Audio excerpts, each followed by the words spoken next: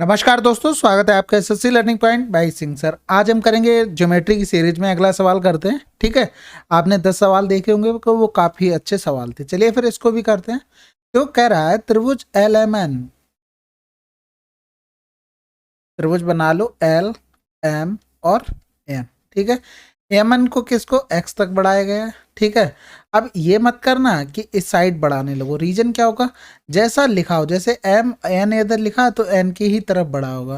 यानी कि अगर एन और एम लिखा होता तो एम वाली साइड में, तब ये वाला सही होता है। ठीक है, ये ध्यान रखना। एल एन एक्स यानी कि ये कितना दिया गया था, 117 डिग्री। Angle M upon angle L कितना दिया गया था, 1/2 दिया गया था। यानी एक्स मान लें तो ये 2x हो गया। ठीक है, तो एम कितना हो गया, एक्स हो गया, ये कितना हो गया 2x हो गया। यानी कि 3x बराबर क्या हो जाएगा, 117 हो जाएगा। किससे, एक्सटीरियर एंगल की प्रॉपर्टी से। यहाँ से करेंगे 3 3 का 9 हो गया, बचा कितना 2 3 नेम 27 हो गया। हमें निकालना क्या था, एंगल एल, यानी कि इसका 2 गुना निकालना था, यानी कि 78 डिग्री आंसर हो गया। अगला सवाल करते हैं। त्रिभुज एबीसी में कोण ए 90 डिग्री है, बीएम और सीएन दो माध्यिकाएं हैं, तो इसके बराबर क्या होगा। देखो ये एक आपकी प्रॉपर्टी होती है। ठीक है, इसको याद कर लेना अच्छे से, इस पे डायरेक्ट सवाल आते हैं। ये हो गया बी, ये ए हो गया, ये सी हो गया। ठीक है, बीएम हो गया एक माध्यिका और एक हो गई सीएन। ठीक है, तो यहां से डायरेक्ट याद कर लेना। अगर याद नहीं करोगे तो फिर क्या करना पड़ेगा, आपको मेहनत करनी पड़ेगी। सी एन स्क्वायर बराबर क्या हो गया, बी सी स्क्वायर हो गया। इसका 5 गुना कर देते हैं, इसका 4 गुना कर देते हैं, यानी कि आंसर क्या हो गया, सी। अगला सवाल करते हैं। देखो ये भी सवाल थोड़ा सरल नहीं था, लेकिन हाँ कैलकुलेटिव था, आसान था। देखो हम बताते हैं कैसे। ये यहाँ से देखो एक बना लिया तुमने चित्र। ठीक है, अब यहाँ से ध्यान रखते रहना, नहीं तो हम बाद में मिटा भी देंगे, क्योंकि इसमें इतनी जगह नहीं है हमारे पास कि हम इसको पूरा सॉल्व करवा पाए। यहाँ से ये चित्र तुम्हारे पास बना हुआ था, ये सेंटर था और यहाँ से दो स्पर्श रेखाएं थी। ठीक है, ये हो गया ए, ओ हो गया और बी हो गया। पी यू कितना दिया गया था, यानी कि यहाँ से पी से इसको मिलाना पड़ेगा। इसको मिला देते हैं, ये आ गया कितना 13। ठीक है, उसके बाद त्रिज्या 5 थी, बहुत बढ़िया बात है। पी ए बी का क्षेत्रफल, यानी कि ये यहाँ से लाइन खींचेंगे तो इसका क्षेत्रफल दिया गया था हमको, एम दिया गया था। ठीक है, यानी कि हमको इसका एरिया निकालना पड़ेगा, तभी हमारा काम हो पाएगा। अब यहाँ से देखो, इस वाले एंगल को थीटा मान लो। तो यहाँ से देखो ट्रायंगल ए पी ओ में अगर साइन थीटा लिखते, पहले तो पाइथागोरस ये 12 हो गया, साइन थीटा लिखते तो क्या हो जाता, लंब बटे कर्ण हो जाता। तो यहाँ से थीटा ये हो गया लंब, ये हो गया कर्ण, यानी कि 5/13 हो गया, 5/13 हो गया। अब यहाँ से देखो इसको मान लेते हैं, ए पी बी लिखा है, यानी कि इसको सी मान लो। अब यहाँ से देखो त्रिभुज, त्रिभुज ए सी पी में साइन थीटा लिखते तो लंब इसको एक्स मान लो, तो क्या हो गया लंब बटे कर्ण हो जाएगा, यानी कि यहाँ से ये 90 हो गया। इसके लिए ये हो गया लंब, ये हो गया कर्ण, यानी कि क्या हो गया x/12 हो गया। यानी कि x बराबर कितना आ गया, 12 पंजे 60/13। समझ में आ गई। यानी कि यहाँ से किस पर वर्क किया हमने, केवल साइन थीटा पे वर्क किया, तो यहाँ से काम हो गया। अब यहाँ से देखो हमें चाहिए पी ए बी का एरिया, तो यानी कि हमें इसकी चाहिए होगी लेंथ, हमें इसकी लेंथ चाहिए होगी, तभी तो हमारा एरिया निकल पाएगा। यानी कि हमें पीसी निकालना था। तो पीसी अगर हम निकालते, अगर टेन थीटा लिखते छोटे वाले त्रिभुज में, किसमें, ए पी सी में, तो क्या आ जाता, एक्स बटे आ जाता क्या, ये वाली भुजा तो हमको पता नहीं है, यानी कि ये निकालनी पड़ेगी। तो ये निकालने के लिए हमें इससे पहले भी कहीं जाना पड़ेगा, तो उसके लिए भी वर्क करते हैं। यानी कि हमें ये वाली भुजा पता लग जाए तो हमारा काम हो जाएगा, हमारा काम हो जाएगा, बिल्कुल हो जाएगा। तो यहाँ से देखो, अगर हम यहाँ से लेते, यहाँ से ये मान लेते अल्फा, तो यहाँ से टेन अल्फा बराबर छोटे वाले त्रिभुज में क्या हो जाता, एक्स बटे ये वाली साइड निकालेंगे, ये बाई हो जाती। यहाँ से x का मान क्या आया था, 60/13 इंटू बाई हो गया। अब बड़ा वाला त्रिभुज ले लो, त्रिभुज ओ ए पी में, इसमें ओ ए पी में, तो यहाँ से अगर टेन अल्फा लिखते तो लंब बटे आधार होता है, यानी कि 12/5 लिख सकते थे। यानी कि यहाँ से ये दोनों बराबर कर देंगे, ये दोनों बराबर कर देंगे, यानी कि 12 पंजे 60 हो गया, तो बाई बराबर कितना आ गया, 25/13 आ गया। यानी कि इसकी वैल्यू कितनी आ गई, इसकी वैल्यू आ गई 25/13। अब हम अगर पीसी बराबर निकालेंगे तो 13 से 25/13 माइनस करेंगे, यानी कि 13 तेरियम 169 से 25 जाएगा, 144/13 आ गया। यानी कि ये भुजा जो पीसी है हमारी कितनी आ गई, 144/13 आ गई। बात समझ गए होगे। अब यहाँ से थोड़ा करते हैं इरेज, उसके बाद मैं आगे बढ़ता हूँ। एक्स बराबर कितना आया था, 60/13 आया था। समझ गए होगे बात को। अब यहाँ से देखो, अगर हम ट्रायंगल पी ए सी का एरिया निकालें तो क्या आ जाएगा, 1/2 एक्स, एक्स कितना, 60/13 इंटू इंटू क्या हो जाएगा, आधार हो जाएगा। हमने अभी पीसी की वैल्यू कितनी निकाली थी, 144/13। समझ गए होगे। ये किसका आया, ये पी ए सी का आया। हमें चाहिए किसका, पी ए बी का, यानी कि इसका 2 गुना कर दें, का 2 गुना कर दिया, यानी कि ये जो वैल्यू आ गई वो किसकी आ गई, एम का मान आ गया। अब हमें पुट करना था सिंपल सा, यानी कि इसमें पुट करेंगे तो 60/13 144/13 बटे हो गया 15। समझ गए होगे बात को। यहाँ से देखो, इसका 12 बाहर आ जाएगा, बटे में 13 बाहर आ जाएगा, इसका करेंगे 15 चौकू 60 आ गया, 4 का 2 बाहर आ जाएगा, यानी कि यहाँ से समझ में आ गई होगी, सॉरी ऊपर आ जाएगा 2। ठीक है, तो 12 दूनी 24/13 आंसर आ जाएगा। ठीक है, अच्छा सवाल था, इसमें बहुत कॉन्सेप्ट लगे हैं, आप इसको बार बार देखना, समझ में आ जाएगा। अगला सवाल करते हैं। देखो, पी क्यू आर एस एक चक्रीय चतुर्भुज है। P Q x centimetre, Q R इतना दिया था, आर एस इतना दिया था, पी एस इतना दिया था। तो पी आर क्यू एस का समद्विभाजक करता है तो एक्स का मान क्या होगा। देखो, चक्रीय चतुर्भुज की बात कर रहा है, तो चक्रीय चतुर्भुज हमेशा किस में बनता है, एक सर्किल में बनता है। ये देखो, ये जो थ्योरम है ना जो मैं बताने जा रहा हूँ, इसको अच्छे से याद कर लेना। ये याद नहीं रहती जनरली, इस पे क्वेश्चन कम आते हैं ना, तो पेपर के टाइम जब आ जाएगी सामने तो लगता है कि अरे यार याद कर लिया होता तो बेटर था। ठीक है, तो पी क्यू कितना हो गया, एक्स हो गया। क्यू आर कितना हो गया, 16.8 हो गया। आर एस कितना हो गया, अब दूसरी वाली आर एस लड़के दिमाग ना लगाएं। ठीक है, पी एस कितना हो गया, 25.2 हो गया। ठीक है, आप यहाँ से देखो, कह रहा था पी आर क्यू एस को, पी आर क्यू एस को, क्यू और एस को समद्विभाजित कर दो। अब यहां से देखो, ये लाइन मिल गई, समद्विभाजित वाली लाइन को पकड़ो और इससे इसका गुणा कर दो, इसके इससे गुणा कर दो और बराबर कर दो। ये चीज ध्यान रखना, कौन सी लाइन पकड़ो, जो समद्विभाजित होती है इसको पकड़ो, इसका इन दोनों का गुणा, इसका इन दोनों का गुणा, यानी कि 25.2 गुणे 14 बराबर 16.8 गुणे कितना हो गया, एक्स हो गया। पॉइंट से तो पॉइंट चला गया, 4 चौकू 16 हो गया, 4 दूनी 8 हो गया, 4 छंग 24, 4 तियाँ 12 हो गया, 14 तियाँ 42 हो गया। यहाँ से करेंगे 3 दूनी 6 हो गया और 3 एकम 3 हो गया, यानी एक्स बराबर कितना आ गया, 21। अगला सवाल करते हैं। त्रिभुज एबीसी में ए बी बराबर ए सी है। देखो, त्रिभुज ए और बी और सी, क्या कह रहा था, ए बी बराबर ए सी है। बहुत बढ़िया बात है।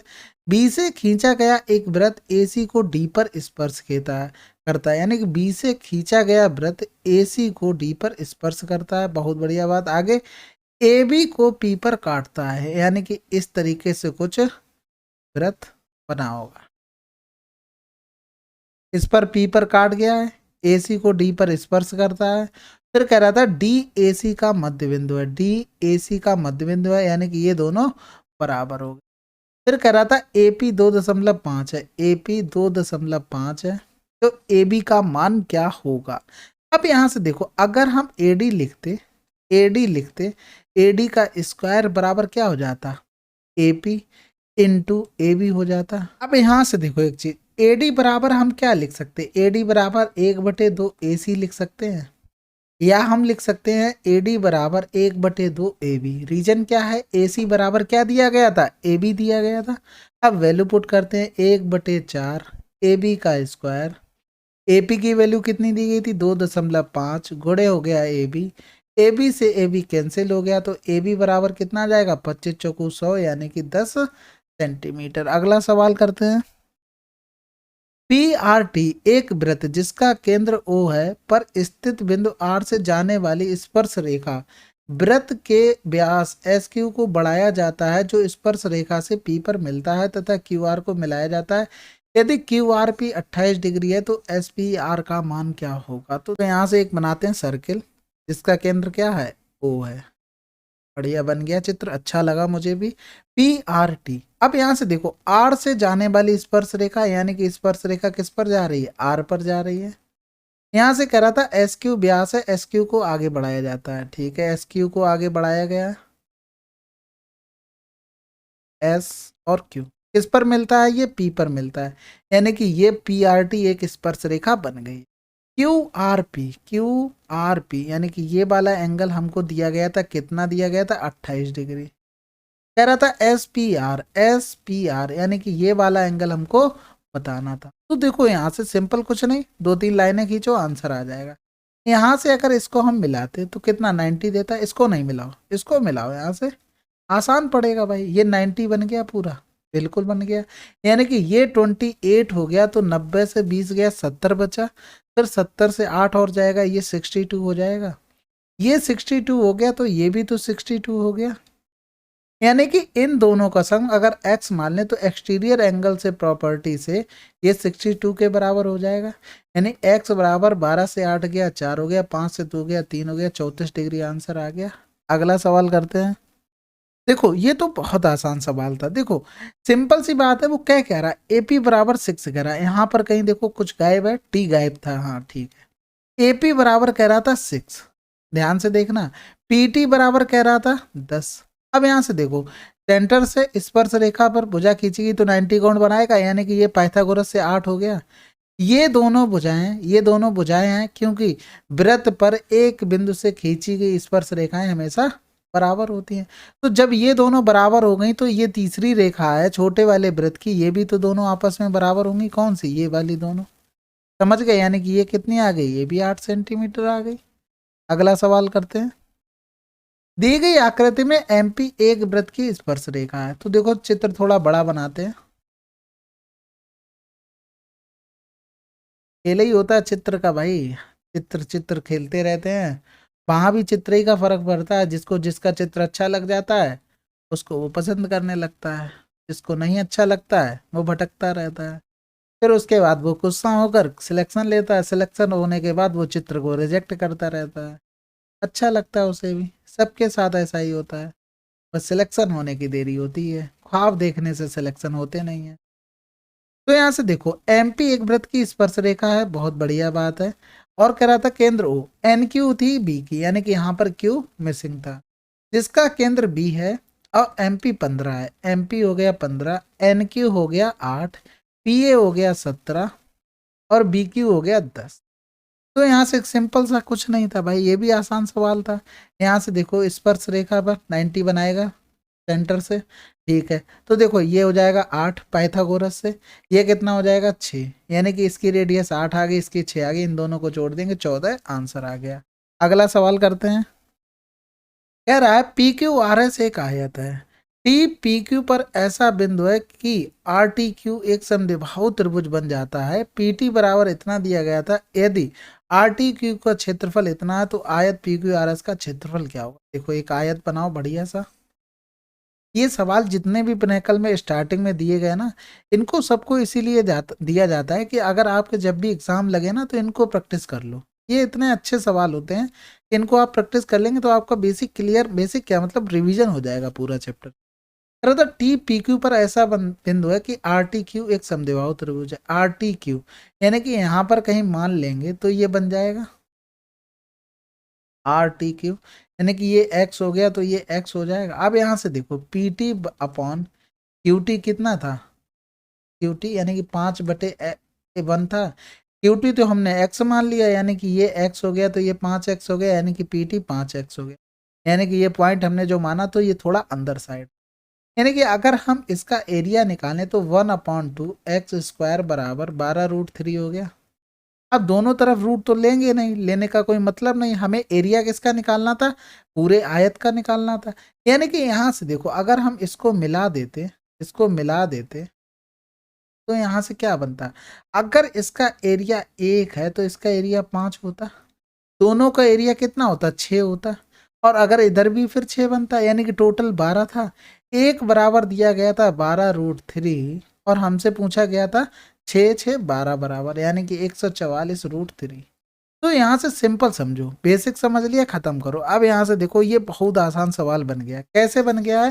केवल रेशियो पर काम होगा, बस कुछ नहीं होगा। खत्म करो इनको, मिस्टेक नहीं करनी है बस। अब यहाँ से देखो ये P T upon Q T, कितना पी टी कितना था 5, क्यू टी कितना था 1 था, यानी कि पी टी हो गया तुम्हारा 5, ये 1 हो गया। अब देखो अगर इसका एक एरिया है तो इसका 5 होगा, क्योंकि देखो सेम बेस पर बन रहे हैं। इनका क्या होगा, ऊंचाई 1 होगी तो बेस पर ही फर्क पड़ेगा एरिया से, ठीक है। जब आधे आयत का एरिया 6 मिल गया तो आधे का भी 6 होगा, यानी कि एक बराबर हमको दिया गया था 12√3। अगर टोटल का निकालेंगे तो 6 6 12 12 बारी में 144√3 आंसर आ गया। सिंपल था। अगला सवाल, पीटी केंद्र ओ वाले वृत्त के बिंदु आर पर स्पर्श रेखा है। देखो स्पर्श रेखा है पीटी आर पर, एस क्यू व्यास है जिसे आगे बढ़ाने पर। अब यहां से देखो क्यू किधर लिखा है, इधर लिखा है, तो इधर ही शायद बढ़ेगा, ऐसा नहीं उल्टा बढ़ा दो। पीटी से पी पर मिलती है, यानी कि पी पर हमें मिलाना है, तो पहले तो व्यास मिला। अब एस और क्यू को इस तरीके से लिखना पड़ेगा, जिधर बाहर साइड होगा वही आगे बढ़ेगा। ध्यान रखना, एस पी टी कितना दिया गया था 32, एस पी टी यानी कि ये 32 दिया गया था। क्यू आर पी यानी कि ये वाला एंगल हमसे पूछा गया था। आसान सवाल था, इस तरीके का अभी तो करके आए हैं हम लोग। तो यहाँ से इसको मिला दें, ठीक है। यहाँ से जैसे ही मिलाया ये तो मिल गया तुम्हें 90, ये तो 90 मिल गया, तो ये वाला एंगल मिल जाएगा। ये वाला एंगल कितना हो जाएगा, 8 2 10 की 0, हाथ से लगा 1 हो गया 6, हाथ से लगा 1 हो गया तो 4 बन गया, 5 4 9, यानी 58 डिग्री मिल गया। यानी कि यहाँ से जब 58 डिग्री मिल गया है तो ये क्या बन गया, एक्सटीरियर एंगल बन गया। अब यहाँ से देखो थोड़ा सा मॉडिफिकेशन करेंगे, आंसर आपके कदमों में। यहाँ से देखो इसको अगर मिला दें, इसको मिला दें तो ये कितना होगा, 29 डिग्री होगा। इस वाले एंगल का आधा हो जाएगा, बिल्कुल हो जाएगा। अब यहाँ पर देखो ये वाला एंगल किसके बराबर होगा, इसके जस्ट अपोजिट, ये साइड है, इसके जस्ट अपोजिट जो भी होगा उसके, यानी कि आंसर क्या आ गया 29 डिग्री है। बाकी इसको बहुत तरीके से कर सकते हैं, इस तरीके से सबसे आसान होता तो इसको बता दिया। अगला सवाल, ए बी सी डी चक्रीय चतुर्भुज है, भुजाएं ए बी डी सी को बढ़ाने पर ई पर मिलती हैं और भुजाएं बी सी और ए डी को बढ़ाने पर एफ पर मिलती हैं। और ये दो एंगल दिए गए थे, ए बी सी का माप क्या होगा। देखो चक्रीय चतुर्भुज क्या मतलब हो गया, एक सर्किल में होगा। यहाँ से मिलाते हैं इनको,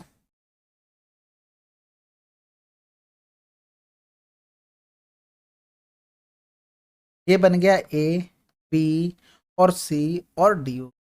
ए बी को आगे बढ़ाया गया था, ए बी को आगे बढ़ाते हैं भाई। फिर डीसी को आगे बढ़ाया गया था, डीसी को आगे बढ़ा देते हैं, ये कहाँ मिल गए, ई पर मिल गए। फिर बीसी को आगे बढ़ा दिया गया, चलो भैया इनको भी आगे बढ़ाते। फिर एडी को आगे बढ़ा दिया, इनको भी आगे बढ़ा।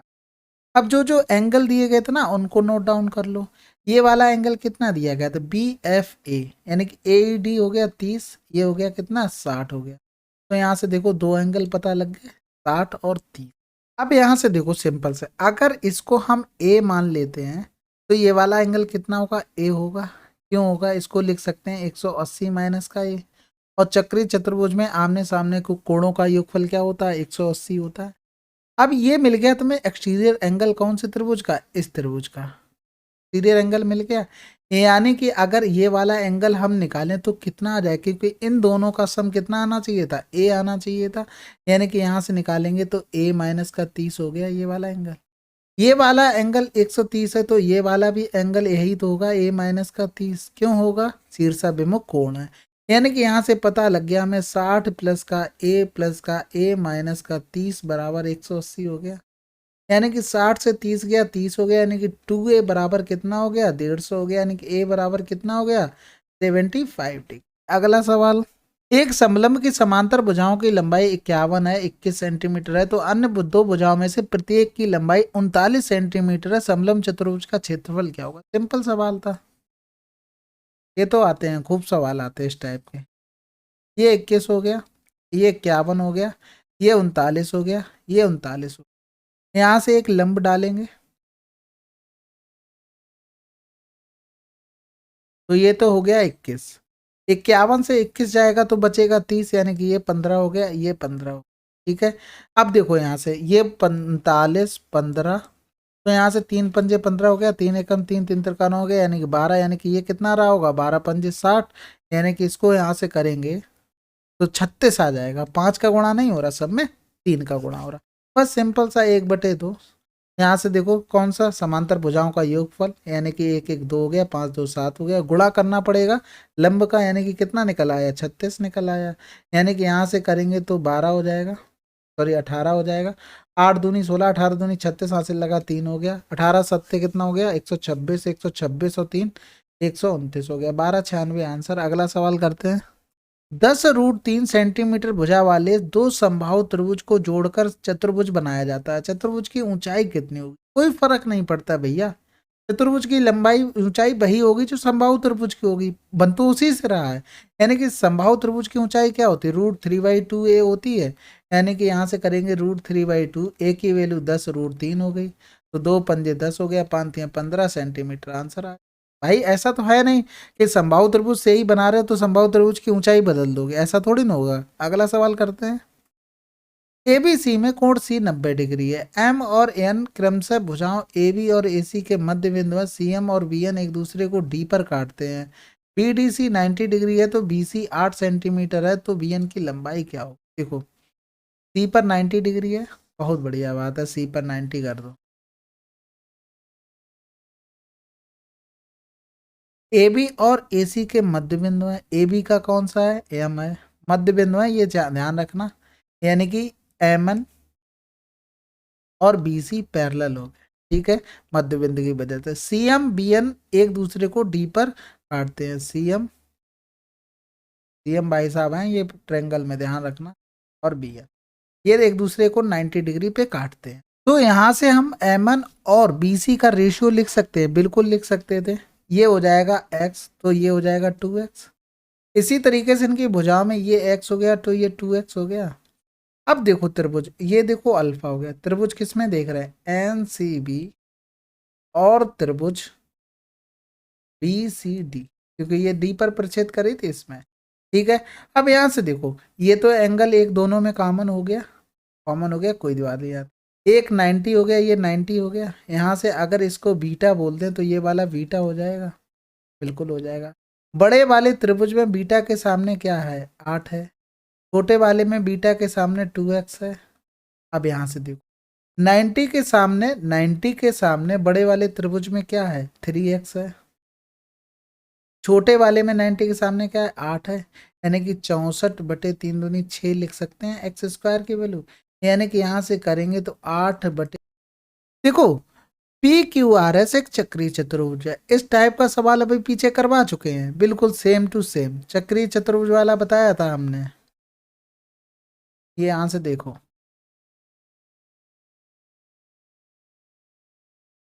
पी क्यू आर एस हो गया, पी क्यू की वैल्यू 14.4 हो गया, क्यू आर की वैल्यू 12.8 हो गई, एस आर की वैल्यू 9.6 हो गई, पी आर क्यू एस को समद्विभाजित करता है, बिल्कुल बढ़िया बात है। इसकी वैल्यू हमें निकालनी थी। अब बताओ तुमको दिख रही कौन सी लाइन समद्विभाजित हो रही है, ये वाली लाइन समद्विभाजित हो रही है, बस काम हो गया। इन दोनों का गुणनफल इन दोनों के गुणनफल के बराबर होगा, यानी x इंटू 9.6 बराबर 12.8 गुणे 14.4 हो गया। यानी कि यहाँ से करेंगे कुछ भी कट रहा है, बिल्कुल 12 8 96, 12 बारियम 144, यहाँ से करेंगे तो 8 एकम 8 हो गया, बचा 4, 8 छंग 48, तो x बराबर आ जाएगा 12 छंग 72, हासिल लगा 7, 12 एकम 12 और 7 19, यानी कि 19.2 आंसर आ जाएगा। अगला सवाल, चलिए फिर आपके 25 क्वेश्चन सॉल्व हो गए। देखो मैं थोड़ा स्पीड से इसलिए नहीं चल रहा हूँ, ये नहीं चाहता हूँ कि जल्दी जल्दी के चक्कर में कुछ मिस कर जाऊँ, यानी कि मुझे पढ़ाना कुछ भी हो, मुझे बताना कुछ भी हो, दिमाग में एकदम, देखो इतना अभी एक्सपीरियंस नहीं हुआ पढ़ाने का कि हर चीज़ दिमाग में चलती रहे, तो मैं कोशिश करता हूँ स्लो पढ़ाऊँ, हर चीज़ अच्छे से अच्छे आपको दे पाऊँ, ठीक है। क्योंकि दिमाग क्या होता है, हमेशा एक्टिव नहीं रहता कि हाँ एक चीज़ दिमाग में आ गई। कभी कभी क्या होता है कि जल्दी जल्दी जब एडिटिंग करने बैठते हैं तो समझ में आता है यार यहाँ पर ये भी चीज़ बता सकते थे। तो ये चीज़ें ध्यान रखो, मैं स्पीड पे इसीलिए नहीं कर रहा हूँ, जो भी कराऊंगा अच्छा कराऊंगा, ठीक है। चलिए मिलते हैं अगले वीडियो में, तब तक के लिए जय हिंद जय भारत।